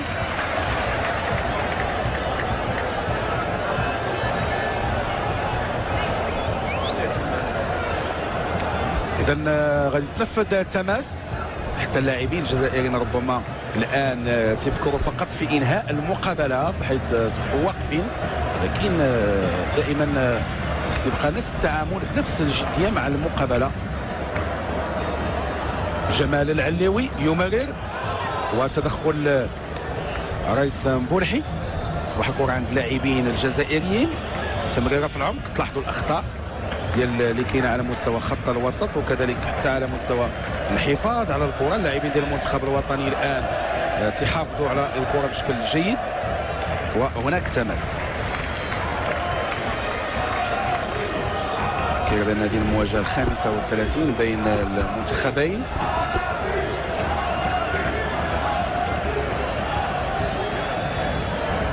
محاولة لبناء عمل هجومي بالنسبة للمنتخب الجزائري. لاحظوا الآن اللاعبين يوجدوا صعوبة، حتى اللاعبين اللي قاموا بالانطلاقات ويناديوا على الكرة. ماناش كنشاهدوهم كثير، شيء معروف الأهمية ديال المنادات على الكرة وتغيير المكان ديال اللاعب خصوصا في خط الهجوم لإيجاد ممرات، لإيجاد أماكن فارغة وأخذ الكرة في وضعية جيدة. وتدخل جمال العلوي، صراحة مستوى كبير تقدمه جمال العلوي على مستوى الخط الدفاعي. مع ذلك فلاحظنا العدد ديال المرات اللي انطلق فيهم نحو خط الهجوم. استرجعوا الكرة لاعبين المنتخب الوطني ولكن بعيدة الكرة على أسامة السعيدي، تبذل مجهود كبير. نقول بأنه العلامة الكاملة لأسامة السعيدي. أسامة السعيدي اللي صراحة قدم مقابلة كبيرة. بدر القادوري تضيع الكرة في وسط الميدان، استخرجوها اللاعبين الجزائريين، وكرة عالية، كرة عالية بعيدة من السوداني العربي هلال اللي دخل في الدقائق الأخيرة. نقترب من الدقيقة 80، أي حوالي 10 ديال الدقائق على نهاية المقابلة. دائما 4 ديال الأهداف مقابل لا شيء.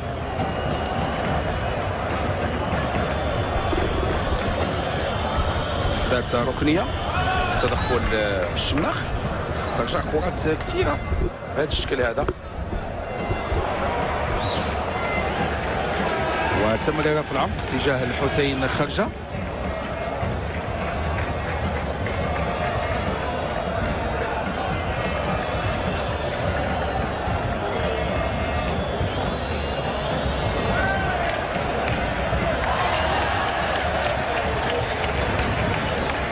هناك صعوبة في البناء، اللاعبين ديال المنتخب الوطني رجعوا شيئا ما للوراء، او فقط كيعتمدوا على الحملات المضاده، ولكن حتى اللاعبين الجزائريين ما مدافعينش بالشكل اللي يمكن يسمح للاعبين ديال المنتخب الوطني انهم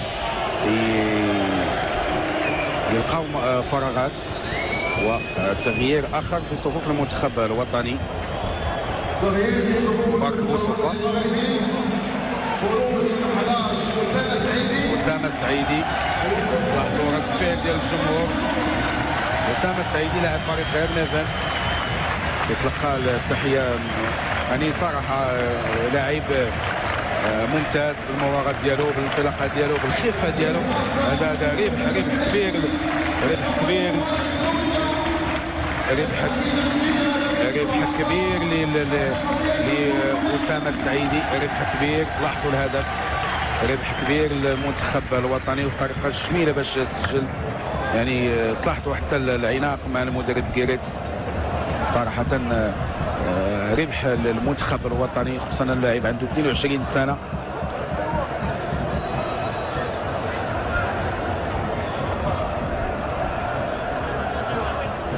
إذن دخول مبارك بوصفة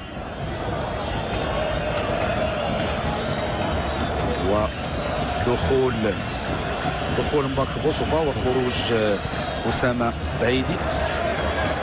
مبارك بوصفة اللي من مواليد سنة 1984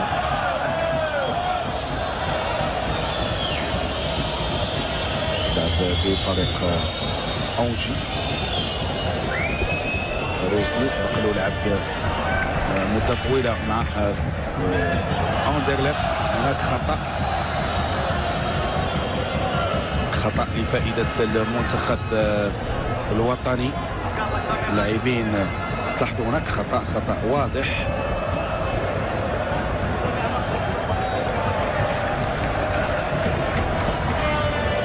خطأ لفائدة يونس بالهندة.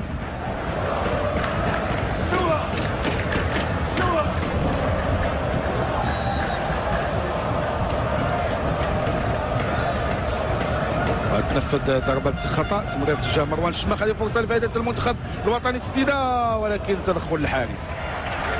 يعني أخطاء كثيرة على مستوى الدفاع. كنقول بأنه الهدفين ديال الشوط الأول تلقاهم المنتخب الجزائري، خصوصا الهدف الثاني اللي ربما كان خلق شعور لدى اللاعبين الجزائريين أنهم المقابلة ضاعت من بين يديهم، لذلك تاثروا كثير وبداو كيرتكبوا اخطاء كبيره تم ارتكابها على مستوى الدفاع، وعجزوا على انهم يلقاو حلول، خصوصا الانطلاقات الجيده ديال اللاعب اسامه السعيدي. بدر القادوري يبعد الكره وهناك تماس. قبل لحد الآن عادية، ما كانش هناك أشياء اللي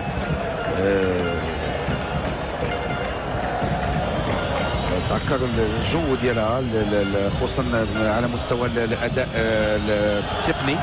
تفوق واضح للمنتخب الوطني اللي بالإضافة إلى التقنيات العالية اللي عند اللاعبين، حتى الأداء وحتى النظام التكتيكي والقوه البدنيه ديال اللاعبين ديال المنتخب الوطني، تمكنوا انهم يحصروا اللاعبين ديال المنتخب الجزائري. باك بوصوفه بامكانه باش يمر، غادي يراوغ ولكن هناك ركنيه.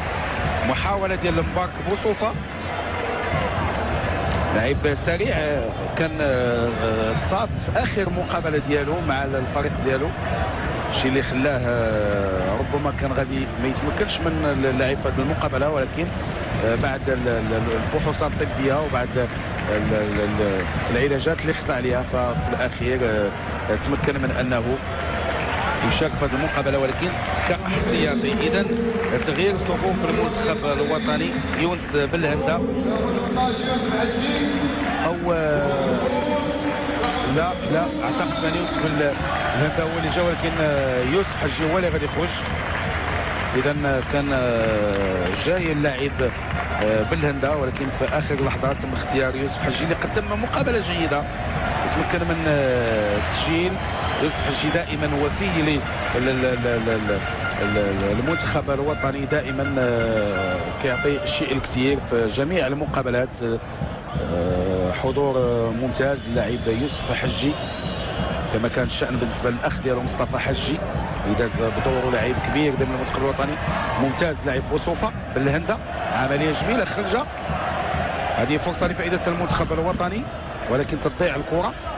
حتى اللاعبين ديال المنتخب الوطني في الحفاظ ديالهم على الكره يمكن انهم يربحوا وقت مهم من المقابله. تدخل جيد لجمال العليوي، تصبح الكره دائما عند لاعبي المنتخب الوطني اللي الان تيحتفظوا بالكره بطريقه جيده. نادر المياغري او مروان الشماخ، كره في اتجاه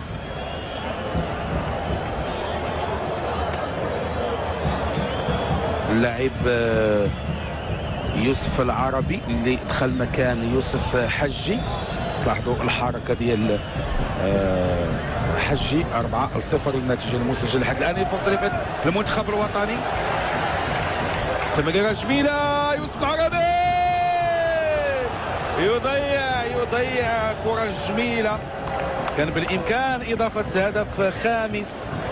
تلاحظوا تمريره جميله، ويوسف العربي فقد التوازن ديالو، ضيع الفرصه. تلاحظوا التوازن ديال يوسف العربي اللي فقدوا في اخر لحظه. اذا تضيع فرصه لاضافه هدف خامس. اللاعبين الجزائريين تيغامروا شيئا ما في الدفاع باش اللاعب يرفع الكره على المهاجم بهذا الشكل هذا، ممكن انها تعطي خطا اللي يمكن يجيب هدف ممتاز للاعبين ديال المنتخب.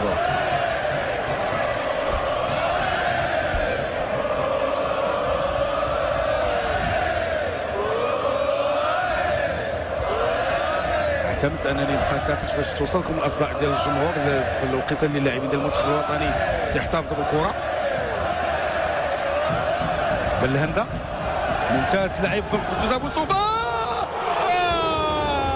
سلام بوصوفه يضيع. ولاحظوا الحركه ديال بن شيخان، لا يصدق ما يرى الان المدرب الجزائري، يشوف بانه كان بالامكان اضافه هدف خامس.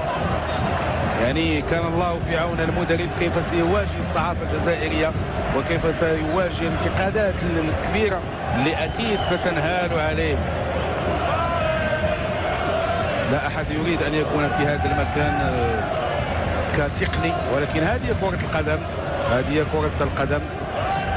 دائما هناك اشياء تقع بهذا الشكل. على اي اللاعبين الجزائريين ينتظرون ان تنتهي هذه المقابله، واللاعبين ديال المنتخب الوطني بدورهم تيحافظوا على الكره في انتظار ان يعلن الحكم عن نهايه المقابله.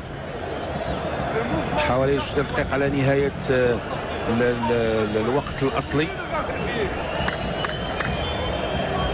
بالهنده دائما الكره عند اللاعبين الجزائريين، تضيع الكره استرجعها الشماخ، وهناك تماس لفائده المنتخب الجزائري. وذكر بان هذه المقابله برسم المجموعه الرابعه كتضم كذلك تنزانيا وجمهوريه افريقيا الوسطى إضافة إلى المغرب والجزائر. بعد الفوز المنتخب الوطني الرصيد ديالو غادي يصبح 7 ديال النقاط، في الوقت اللي رصيد المنتخب الجزائري غادي يبقى 4 ديال النقاط في انتظار المقابله ديال المنتخب ديال تنزانيا وافريقيا الوسطى. ذكر بان المغرب كان تعادل مع افريقيا الوسطى 0 لمثله وفاز خارج الميدان على تنزانيا 1-0، انهزم امام الجزائر 1-0، والان 4-0 لفائده المنتخب الوطني. ممتاز اللاعبين ديال المنتخب الوطني اللي كيحاولوا يحافظوا على الكره استجابه لرغبه الجمهور اللي بدوره شعر بانه النتيجه تحسنات، ولكن بقى دائما المقابله بالنظر للشكل اللي كنا كنتسناوها. يعني صراحه كنا كنتظروا اداء جيد للمنتخب الوطني، ولكن الكل كان كيعرف بانها مقابله صعيبه كما كان دائما الشأن بالنسبه لمقابله المغرب والجزائر، ولكن المنتخب الوطني بين اليوم بانه منتخب عنده لاعبين جيدين، تقنيات عاليه. 5 ديال الدقائق اللي ضاف الحكم، 5 ديال الدقائق اللي ضاف كوقت بدل ضائع، اذا 5 ديال الدقائق احتسبها الحكم للاعلان على نهايه هذه المقابله. بامكان المنتخب الوطني يضيف هدف اخر لانه اللاعبين ديال المنتخب الوطني اصبحوا متحكمين في اللقاء بشكل كبير. اللاعبين الجزائريين وقفوا تماما باستثناء البعض. كنا الان تلاحظوا الطريقه باش حافظ بالهنده على الكره. العليوي خرجه، ممتاز لاعب خرجه في اتجاه الشيحاني. بوصوفه ممتاز اللاعب بوصوفه من جديد، عمليه ثنائيه مع العربي. بوصوفه غادي يحاول باش يروح، دائما محافظ على الكره، تضيع الكره تترجع عند اللاعبين الجزائريين وهناك تماس.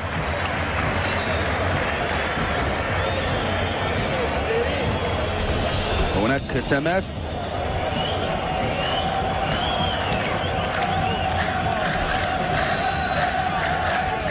جمال العليوي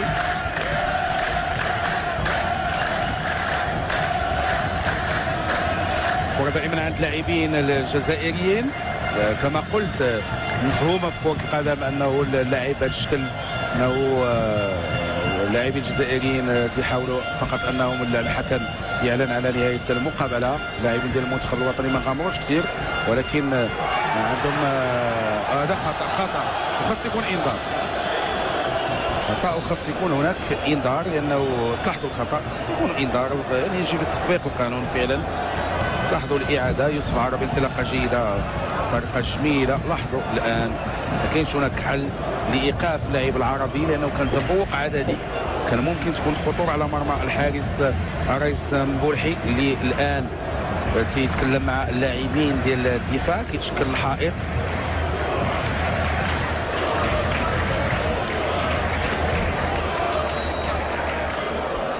تفدى ضربه خطا، هناك تسلل، هناك تسلل.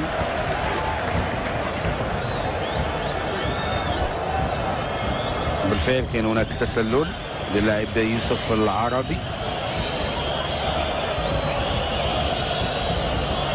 يوسف العربي اللي قام بموسم ممتاز في البطولة الفرنسية، هذا الموسم كان من أبرز الأسماء صحبة فريق كون.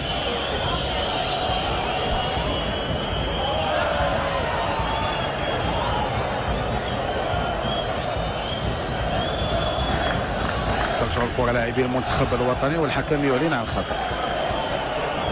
لاحظوا يوسف حجي الآن، يعني ما تصوروش يعني الفرحة ديال الجمهور هنا بمدينة مراكش. بطبيعة الحال بالنسبة لكل المغاربة كنا ننتظر فوز اللي يتصالح الفريق الوطني مع الجمهور، لانه مده طويله ما كانش هناك فوز كبير، ما كانش هناك الاداء ديال المنتخب الوطني.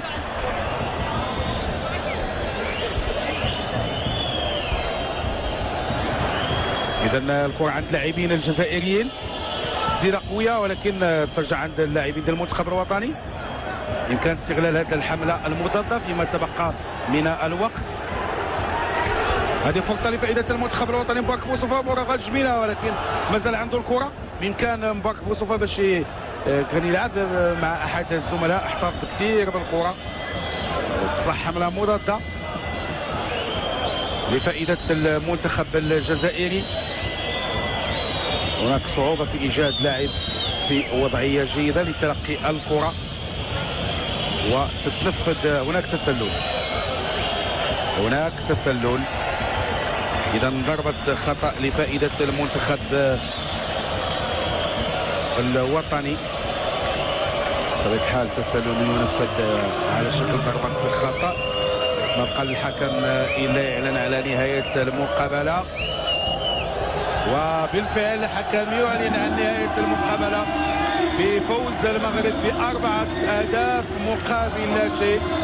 فوز مستحق على مستوى النتيجة والأداء، وفرحة كبيرة بالنسبة للاعبين، للمدرب الوطني وللجمهور الذي كان بدوره في مستوى هذا المقابلة. أكيد فرحة كبيرة بالنسبة للجمهور هنا بمدينة مراكش لكي تبعد المقابلة من الملعب، والأكيد أنه لا الشوارع ديال مدينة مراكش ولا الجمهور اللي حضرنا غادي يصنع الفرحة والفرجة وصورة رائعة للعناصر ديال المنتخب الوطني اللي اقتربوا أكثر من الجمهور للاحتفال بهذا الفوز. نتمناو انه يكون فوز مهم بالنسبه للعناصر الوطنيه، خصوصا ان الاغلب ديالهم لاعبين شبان، واعاده سكه المنتخب الوطني في الطريق الصحيح في سكه الانتصارات والالقاب، ولما لا السير